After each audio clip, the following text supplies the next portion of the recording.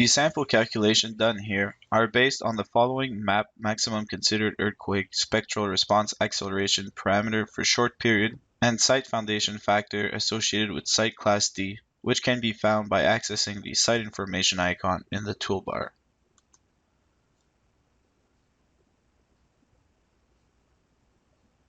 As of now, the results show no values under the dead and EV hold-down force categories found in the hold-down design table under either rigid or flexible seismic design.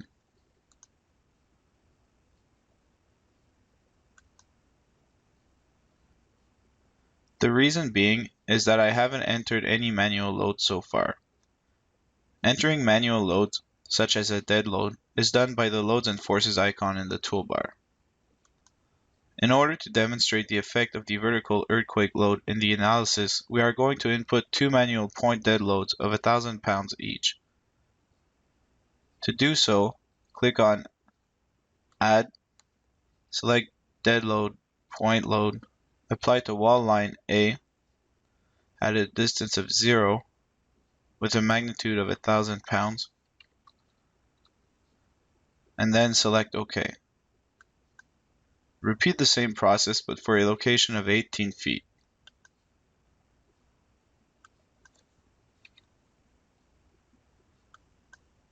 Rerun the design.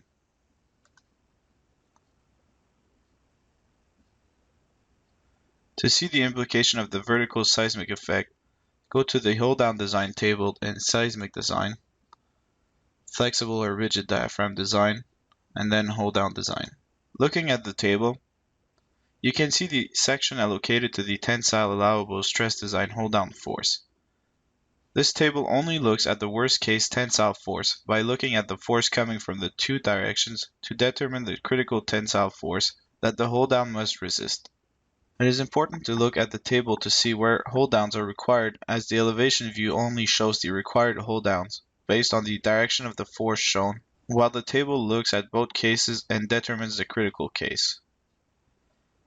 To see the applied point dead loads, we have to go to Loads and Forces, select wall line A, and then go to the elevation view. As you can see, we now have 2 point dead loads. Therefore, the load case found in the table is always the following load case, and with a few manipulations can be brought to this form, which is convenient to understand the table.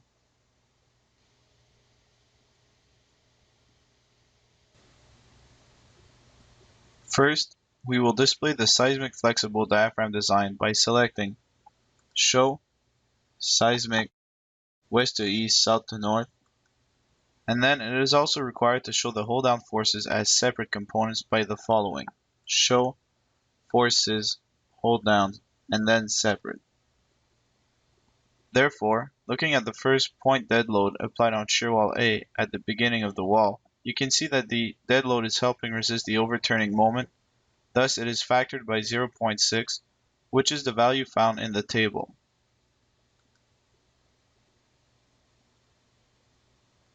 Now, in order to determine the vertical seismic effects, the equations presented earlier and the information shown in the building site icon in the toolbar need to be used. First, the necessary site-specific information is presented here. Then, the maximum considered earthquake spectral response acceleration parameter for short period is determined using this equation. The design spectral response acceleration parameter at short periods is then obtained by the following equation. Finally, the seismic factored effect is obtained by the following equation by multiplying the SDS to the following factors, and the result is the one presented in the table. As you can see, for line A, wall A1 to the left end, the EV component is 84 as obtained previously. Now considering the second point load, which is located over an opening, depending upon the force direction, the dead load values on the side of the opening will be different. In the case where it is helping resist the overturning moment, it will be multiplied by 0.6, and when contributing, it will be multiplied by 1. Although the compression case value is presented in the elevation view, only the critical tensile case is reported in the hold-down design tables. What is important here is to understand how the program distributes the forces to both hold-downs located on both sides of the opening for a segmented wall. The force is distributed assuming a simply supported beam with a point load. However, the length of the simply supported beam is not the length of the opening. Instead, it is the summation of the hold-down offset on both sides of the opening plus the length of the opening. The value of the hold-down offset is found in the hold-downs tab in the settings.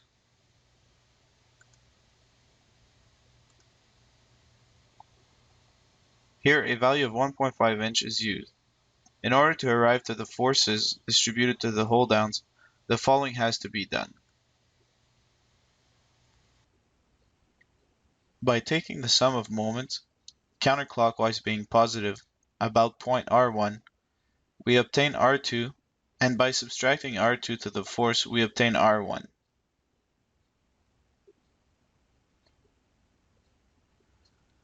As you can see in the elevation view, for the west to east force direction, R1 is the same on the elevation view because it is on the compression side and is multiplied by the 1.0 load case combination factor. The value of R2, on the other hand, is multiplied by the 0.6 load combination factor since it is on the tension side. In the table, you will only find the result for the tensile allowable stress design. Therefore, both reactions are multiplied by 0.6 and are the ones shown in the dead column.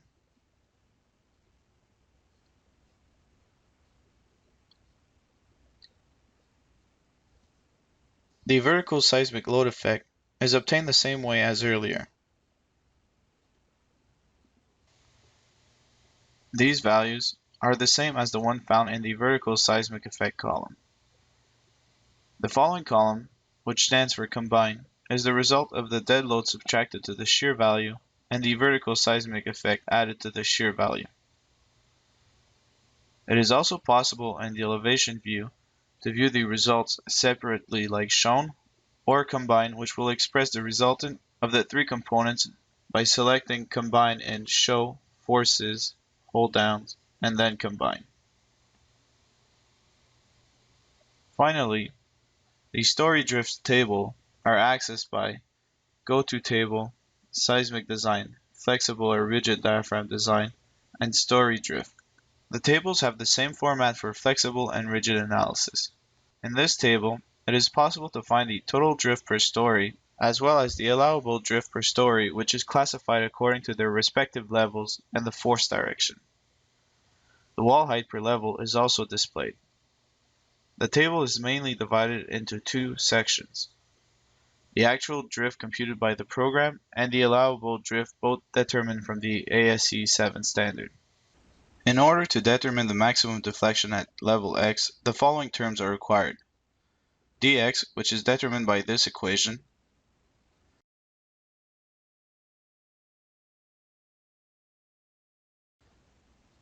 the deflection amplification factor from the following table, the deflection at the location of interest obtained by analysis, and the importance factor previously determined from the following section. These four variables are shown under the actual story drift section. The shear line on which the maximum story deflection occurs is shown.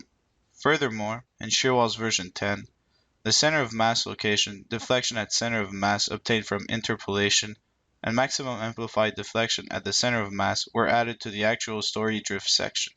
The next section is the allowable story drift determined by the following table.